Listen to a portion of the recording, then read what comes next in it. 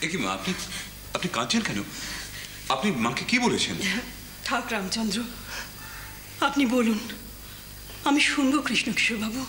আমি যা বুঝেছি তাই আপনাকে বলেছি। আর একটা কথা খরচ করার মতন কোনো জ্ঞান আমার নেই। আমি তো আপনাকে আগেও বলেছি, মন্দিরের চূড়ার ওপরে না গেলে ওপরটা কেমন তা বলা সম্ভব নয়। আপনারা কথা বলুন, আমাকে আমাকে যেতে অনুমতি করুন।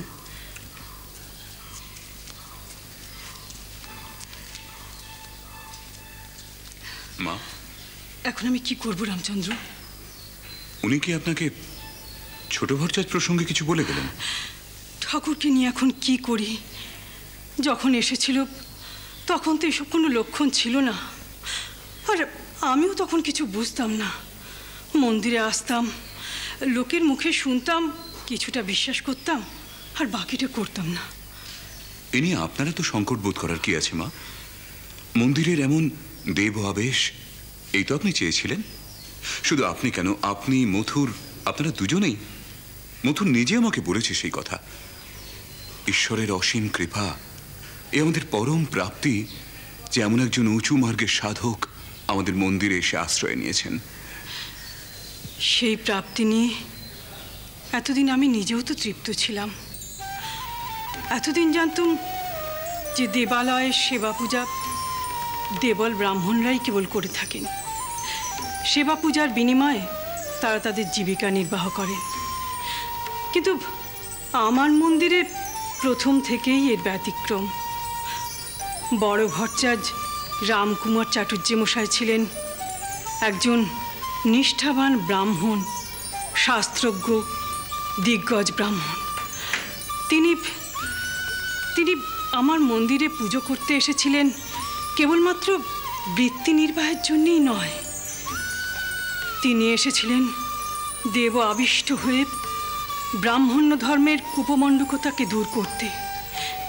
তারপরে তার ছোট ভাই, সেও পুত স্বভাব, ভুবনমোহন রূপ, অসাধারণ গানের গলা, ভগবানের প্রতি আত্মীয়তা, এই সব কিছু আমাকে আপ্লুত করেছিল।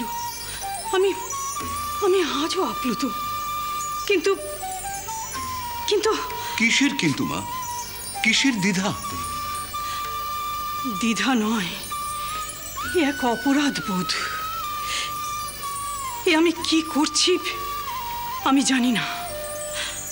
আমার মন্দিরের পূজার দায় সারতে সারতে ওর অগ্রজ শরীর পাত করে দেহ রেখেছে।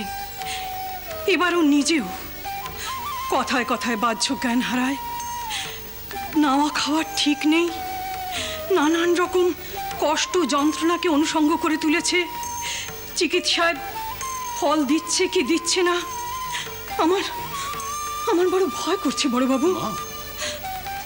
শেষকালে এর জন্যে আমি দায়ী হব না তো?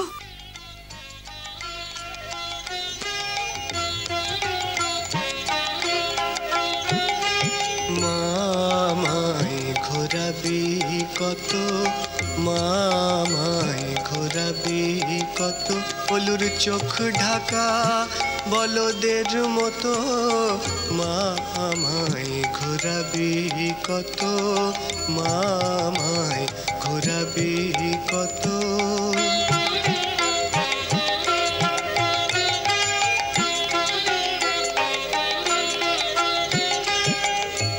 ভবের গাছে বেঁধে দিয়ে মা পাক দিতেছ অবিরত, ভবের গাছে বেঁধে দিয়ে মা পাক দিতেছ অবিরত।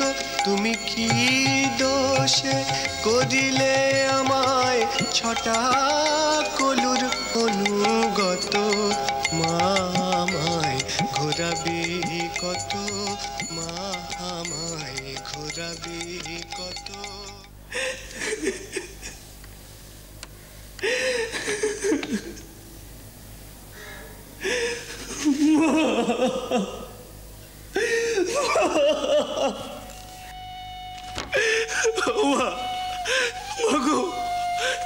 আমার হঠাৎ করে কি শুরু হলো মা? মা গো, ও মা, তুই এসব কি দেখাচ্ছিস আমাকে? আমি যে তোকে ছাড়া আর কিছুই দেখতে চাই না মা। মা গো, কোথায়? ও মা, এই যে পড়ে আছে। এ কি ছোট ভট্টাচ? ও ছোট ভট্টাচ,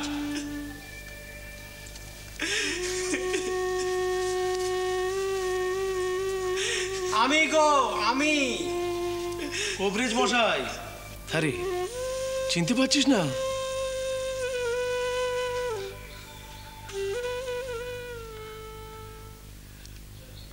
আমি বড় দিন গো বাবা, আমার কিচ্ছু নেই, কেউ নেই গো আমার এই পৃথিবীতে। আমার মা ছাড়া কেউ নেই গো, কেউ নেই। আমার জগন্মাতা মা এখানে পড়ে, তাকেই তো আমি ডাকি। আমার কি হবে গো? আমার যে কেউ নেই গো, কেউ নেই। কেন কেউ নেই? তুমি কি সব ভুলে গেছো? আমার কি হবে গো? আমার যে কেউ নেই গো, কেউ নেই। কেন কেউ নেই? তুমি কি সব ভুলে গেছো? এই কি সব বলছিস? তোর কেউ নেই মানে? দেশ ঘরে, কামার পুকুরে, তোর বাপের ভিটেতে, তাহলে ওরা কারা? জ্যাঠাইমা, রামেশ্বর, বৌমা, তাদের ছানাপোনা, রামকুমার দাদার ছেলে অক্ষয়। হ্যাঁ রে, দুদিন আগেও তো ওদের কথা তুই ফিরে ফিরে বলতিস। হ্যাঁ কবরেজ মশাই বলতো, এখন এই শুরু করেছে। ওর নাকি কেউ নেই। এই যে আপনি এলেন, যা করলো আপনার সঙ্গে, এখন তাই করছে। যে আসছে তারই পায়ে পড়ে যাচ্ছে। কেমন একটা দিনহীন ভাব। এই যে বাবা, একটু ভালো করে তাকাও তো আমার দিকে।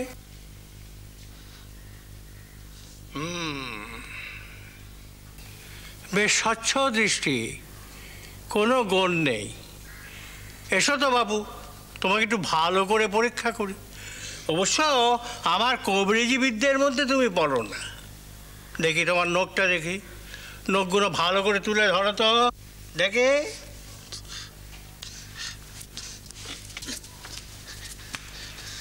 কি হলো? এই কথা শুনছিস না কেন? তুমি একটা কাজ করো তো, বলুন। একটু জল টল নিয়ে এসো, মালসা টালসা করে, আর একটা ভিজে গামছা। যাকে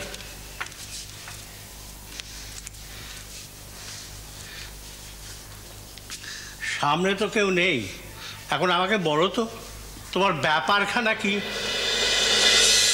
হীরা